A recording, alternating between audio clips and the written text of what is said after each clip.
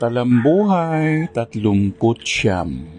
Sinundo namin ang mag-ina sa lugar nila at nagkahanap kami ng pwede namin makakainan at nakarating kami sa Jollibee Abad Santos. Medyo mabilis lang naman kaming kumain at gustong-gusto ni Belle yung chocolate sundae. Humihingi pa nga siya. Nung una, inaayawan niya ito, pero nang nalasahan na niya ang tsokolate, humingi pa siya ng humingi.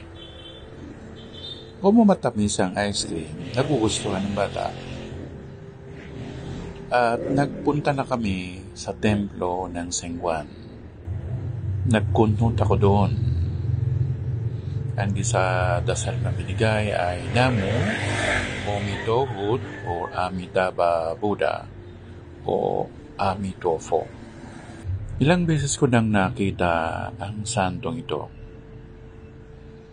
Maraming beses, kagaya rin kanina, nung ako ay sumama doon sa ang tawag namin ay kunhot, yung iikot ka doon sa mga ikot ng ahas, parang ganon.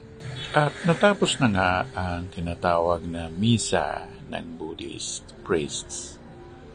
Maraming pare na Buddhist. Nabilang ko 7 sila, tapos may mga madre.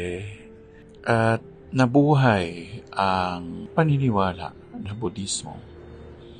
Subalit, ang Buddhismo ay hindi lamang salita, pagkanta, pagmantra, ng mga may kinalaman sa mga Buddha at Bodhisattva.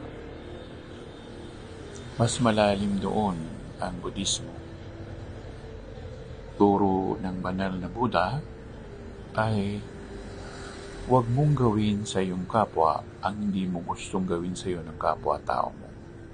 Kagaya ng turo ng Panginoong Jesucristo, gawin mo ang gusto mo sa kapwa mo na gusto mong gawin sa iyo ng kapwa mo.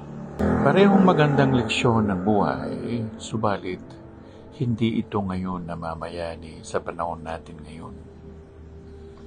Mas gusto pa ng tao na lamangan niya ang kanyang kapwa-tao. Kaya nga, ang bawat isa ay binibigyan ng leksyon ng panahon at ng pagkakataon. Kailangan mo bang ipagdamot ang iyong pera, ang iyong nalalaman, para lang madaig mo ang iyong kapwa-tao? May mali dito. Kaya tayo binigyan ng talino upang bigyan natin ng liwanag ng ating kapwa-tao. Ang sabi nga ng Panginoong Hesus sa Bagong Tipan, maging ilaw ka sa iyong kapwa-tao at huwag mong ilagay ang liwanag o ang ilawan sa ilalim ng mesa. Huwag mong itago. Ihayag mo ito dahil ganun nga ang pagpapakabanal. Mahirap maging banal, katotohanan yan. Subalit, sabi nga uli ng Panginoong Jesucristo, mag-ipon kayo ng kayamanang makalangit o panlangit, hindi kayamanang panlupa na nananakaw, nawawala o nauuwi sa pagkawala.